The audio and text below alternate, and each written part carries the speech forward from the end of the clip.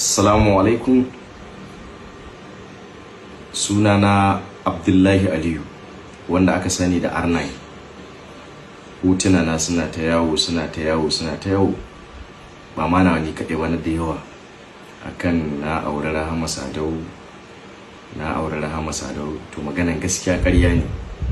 Wannan hoton da kuke ganin tsohon hoto ne, shekara wurin 6 kenan da yin wannan hoton. Saboda kowa ya san yadda nake da Rahama, to mutane sai su ta jita ai na aure Rahama ana ta sa hotuna. To gaskiya ƙarya ne.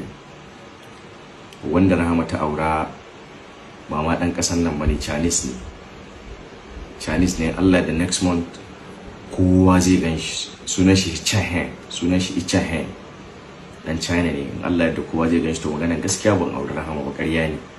Duk wani jita da ake yi ƙarya ne na sauran hotunan jama'a da ake ta